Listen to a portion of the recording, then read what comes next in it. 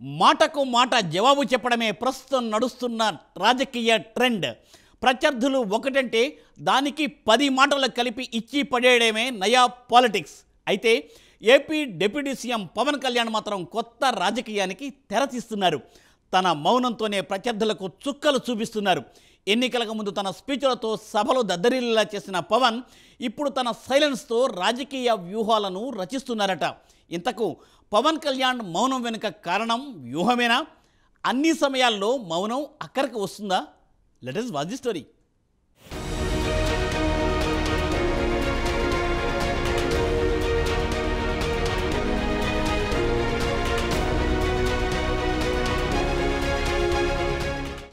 రాజకీయాల్లో మౌనం సమాధానం కాదు. అనేక సమస్యలు చుట్టుముట్టినప్పుడు సహజంగా నాయకులు స్పందిస్తారు. తమ వైఖరి ఏంటో చెబుతారు. తమ ఉద్దేశాలు కూడా ప్రజలకు వెల్లడిస్తారు. ఇది రాజకీయ నాయకులకున్న ప్రధాన లక్షణం. ఉదాహరణకు ప్రభుత్వంలో ఉండి కూడా చంద్రబాబు కొన్ని విషయాల్లో వెంటనే స్పందిస్తున్నారు. ఇటీవల బాపట్లలో టీడీపీ కార్యకర్త పోలీస్ కాలర్ పట్టుకున్నారనే విషయం వెలుగులోకి వచ్చింది. అయితే చంద్రబాబు మౌనంగా కూర్చోలేదు, వెంటనే స్పందించారు. వాస్తవం ఏంటి, జరుగుతున్న ప్రచారం ఏంటి అనే దానిపై వీడియోతో సహా ప్రజల ముందుంచారు. నిజానికి ప్రభుత్వంలో ఉన్న పార్టీగా స్పందించకపోయినా ఎవ్వరూ ఏమీ అడగరు. కానీ అదే పార్టీపై మచ్చపడుతుందని భావించినప్పుడు, లేదా వ్యక్తిగతంగా తన ఇమేజ్కు భంగం కలుగుతుందని భావించినప్పుడు చంద్రబాబు అనేక సందర్భాల్లో స్పందించారు. ఇప్పుడు ప్రభుత్వంలో ఉండి కూడా అదే పని చేస్తున్నారు.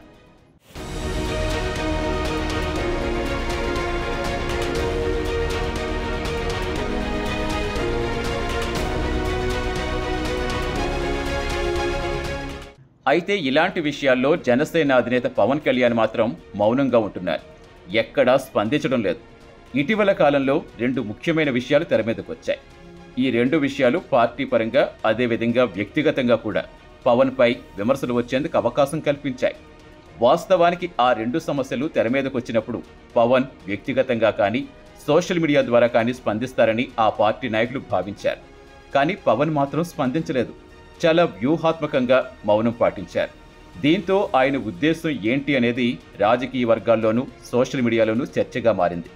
ఇక ఆ విషయాలు పరిశీలిస్తే, ఎన్నికల ముందు పవన్ కళ్యాణ్ చేసిన ప్రసంగాల్లో తరచుగా రాష్ట్రంలో 30,000 మంది మహిళలు, యువతులు అదృశ్యమయ్యారని, దీనికి కారణం వాలంటీర్లే అని చెప్పుకొచ్చారు. వైసీపీ ప్రభుత్వం స్పందించలేదని, అందుకే ఇంతమంది ఆడబిడ్డలు నానా కష్టాలు పడ్డారని తెలిపారు. వారు ఎక్కడ ఉన్నారో కూడా తెలియని పరిస్థితి ఎదుర్కొంటున్నామని పెద్ద ఎత్తున ప్రచారంలో చెప్పుకొచ్చారు. అయితే తాజాగా ఈ విషయంపై కేంద్ర సర్కార్ పార్లమెంటు వేదికగా స్పష్టత ఇచ్చింది. రాష్ట్రం నుంచి 2019-2023 మధ్య కాలంలో 44,000 మందికి పైగా మహిళలు అదృశ్యమయ్యారని, వీరిలో 44,000 మంది మహిళలు వెనక్కి వచ్చారని, కేవలం 635 మంది మాత్రమే రావాల్సి ఉందని లెక్కలతో సహా వివరించింది. ఏ సంవత్సరంలో ఎంతమంది మహిళలు అదృశ్యమయ్యారు, ఎంతమందిని వైసీపీ సర్కార్ వెనక్కి తీసుకొచ్చింది, దీనికి గాను అనుసరించిన వ్యూహం, దీనికి ప్రత్యేకంగా ఏర్పాటు చేసిన పోలీసుల వివరాలు కూడా కేంద్ర సర్కార్ స్పష్టంగా చెప్పింది. ఇంత జరిగిన తర్వాత పవన్ స్పందిస్తారని అందరూ అనుకున్నారు. కానీ ఆయన స్పందించలేదు.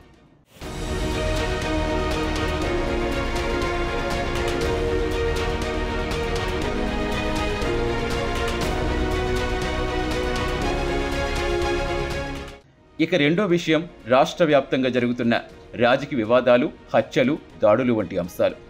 నిజానికిది ఎవరు చేస్తున్నారనేది పక్కన పెడితే, కూటమి సర్కార్లో బాధ్యుడిగా పవన్ కళ్యాణ్ స్పందించాల్సిన అవసరమైతే ఉందని రాజకీయ వర్గాలు భావిస్తున్నాయి. ఎందుకంటే ఎన్నికలకు ముందు ఎలా ఉన్నా, అధికారంలోకి వచ్చాక తాము ఎలాంటి రాజకీయ కక్షలకు, ప్రతీకార రాజకీయాలకు పాల్పడబోమని పవన్ కళ్యాణ్ చెప్పుకొచ్చారు. కానీ జరుగుతున్నవన్నీ కూడా రాజకీయ ప్రేరేపిత హత్యలేని ప్రతిపక్ష వైసీపీ పెద్ద ఎత్తున ఆరోపణలు చేస్తోంది.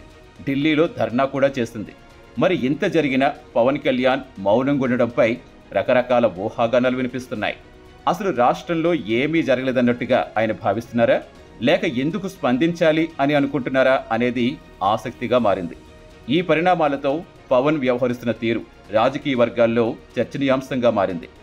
మౌనం మంచిదే అయినా అన్ని సమయాల్లోనూ కాదంటున్నారు పరిశీలకులు. మరి పవన్ ఎప్పటికైనా మౌనం వీడుతారా?